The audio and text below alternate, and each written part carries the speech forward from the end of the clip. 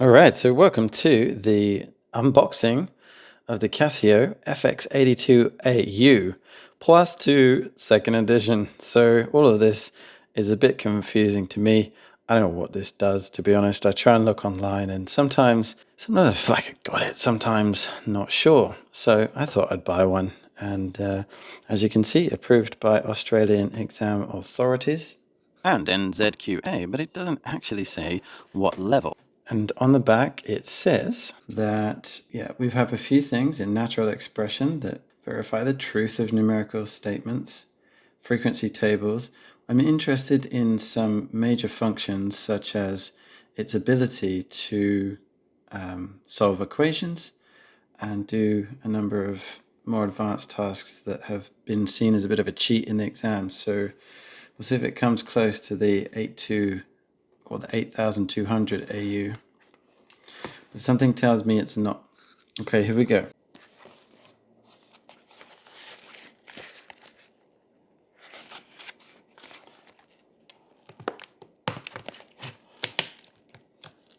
I think I'm going to be able to get my finger and nails underneath there, so we'll just get it like that. Merry Christmas. Gotta love these lights.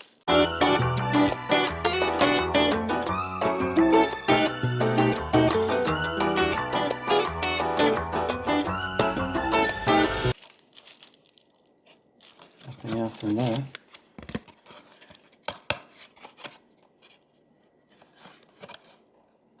Alright, yeah, I could just read the manual, but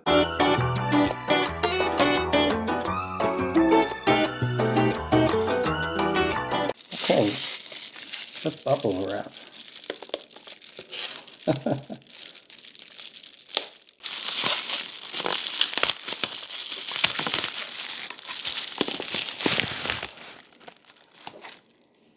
Okay, what do we got? Feels good. Feels good quality. Casio. Stiff, eh? Maybe that's a good thing. Don't want it to fall out. What we got in this here? We've got how to restore the default. So that's kind of useful. And here it is. Here is the calculator. Let's get rid of that. Let's get some more of these in here.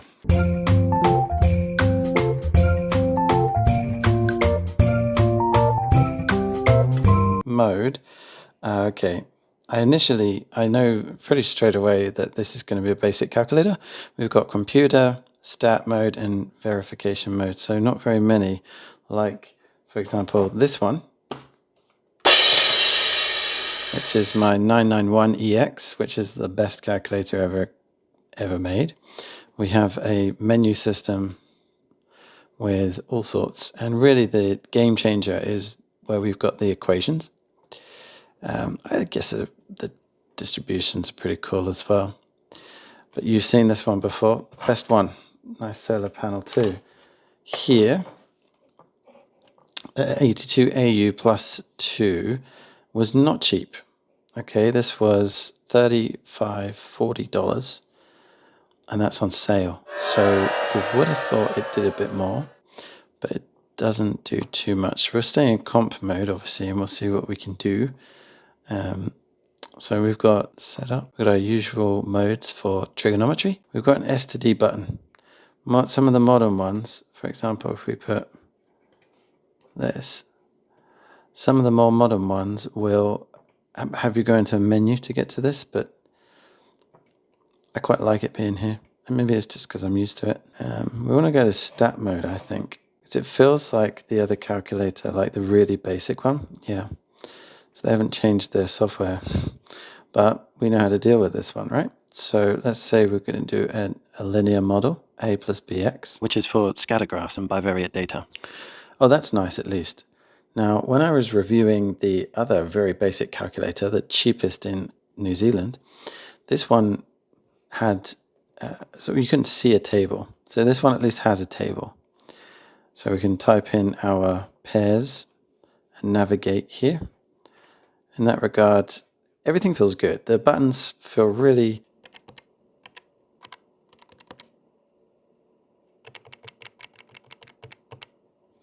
So very nice, soft, responsive. Don't need to worry about pushing down too hard. Okay, and we know we've got the ability to put these on. So let's just do 2.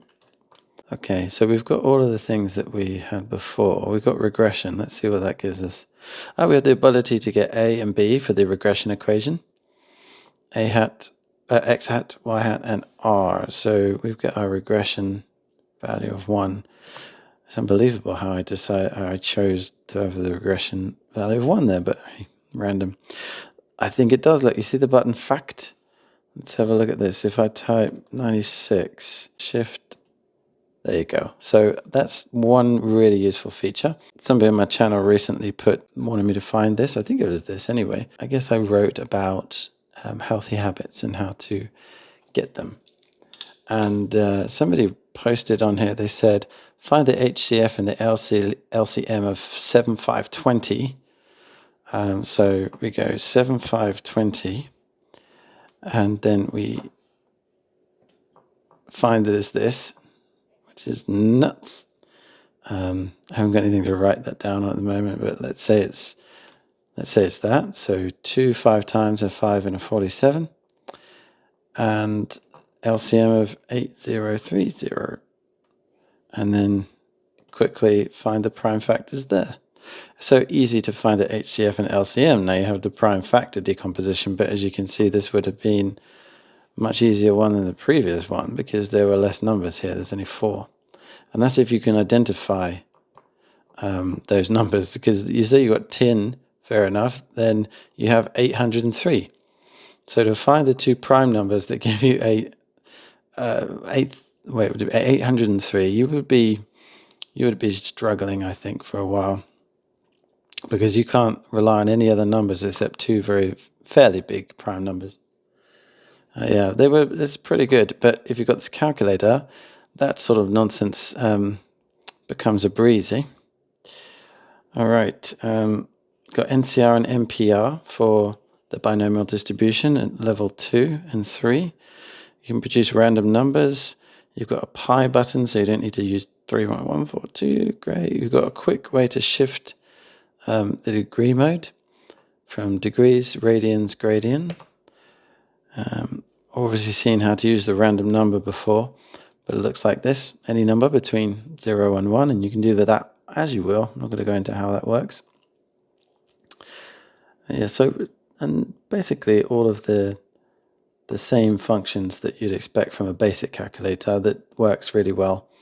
We've got the hyperbolics, they've got the sine, cosine, tan, and we've got, that's actually quite a useful button, I'm not going to lie.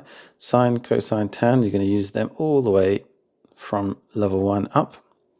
Factorial button, your exponential button, powers of 10. So you have to press shift to get to these yellow ones. And this is where we can specify. So if we want the, 10th root, which is a number multiplied by itself 10 times to get to 200, that number is 1.69.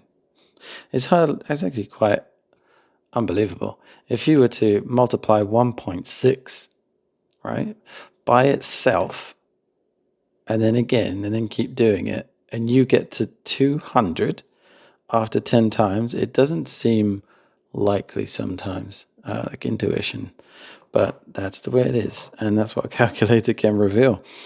We've got a percent button up here now instead of down here with that other one. Overall, you've got a basic calculator, and as you can see, it's not going to do much more. It's not going to solve anything.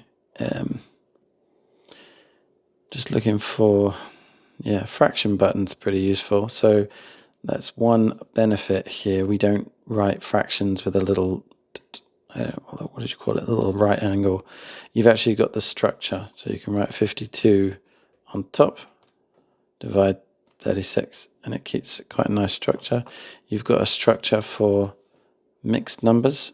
So for example, 3.5. Bum, ba, bum. Yes, all right. And it simplifies it for us to top heavy, and then we can change it to a decimal. What a breeze. Just looking for any more got a nice, quick, easy squared button. So if you ever wanted to know what 56 squared is, it's that.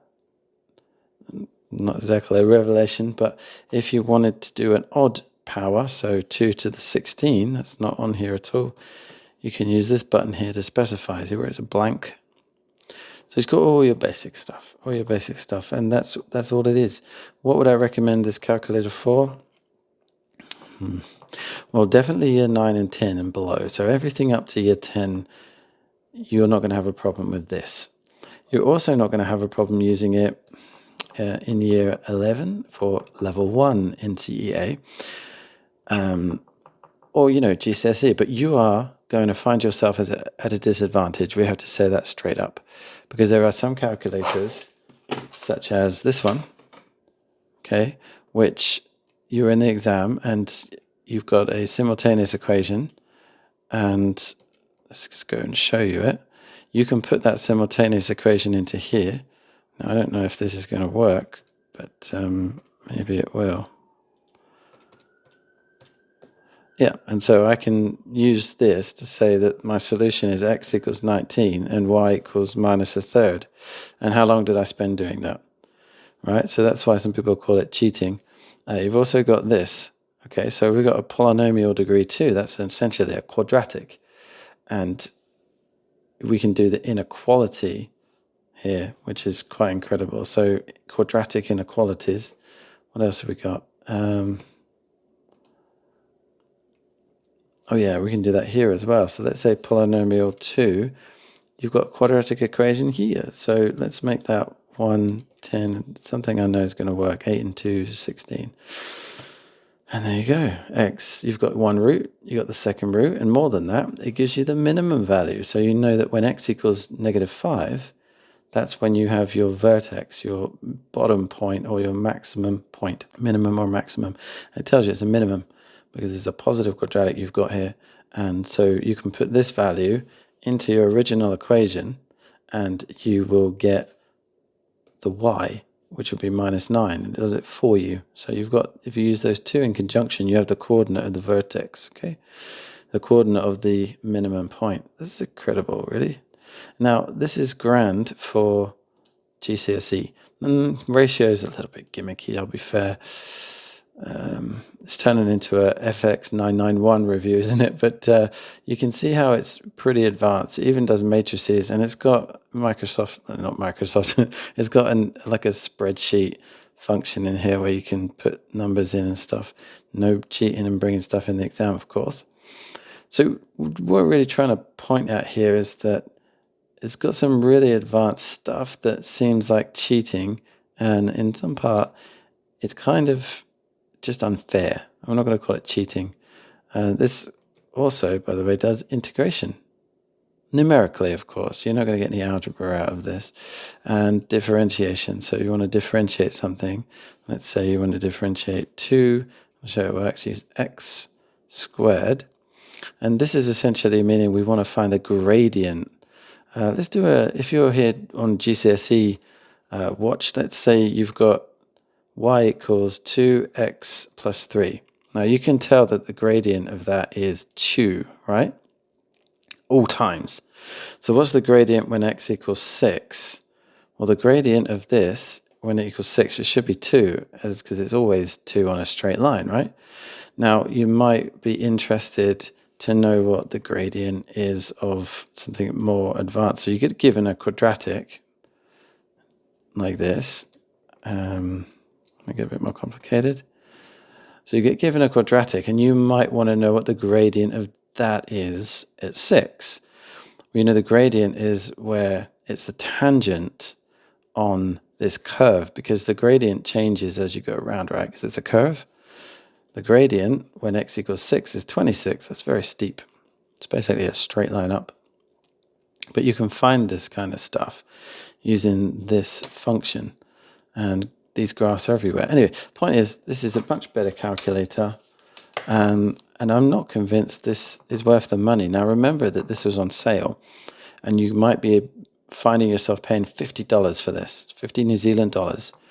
In English pounds, 23-ish, 22 pounds. And that's very expensive considering that this one was purchased, okay, it was a different time, but I purchased it for £21. So it's very shocking to me how they are charging what they charge, but still, would I have this one in comparison to the other one that I've reviewed on here, the one for $12 in New Zealand? Not really. I feel like this is not much different from the other one. If you see my review on the cheapest calculator in New Zealand, I recommend it for the same thing. I definitely wouldn't have it if I was going into year 12.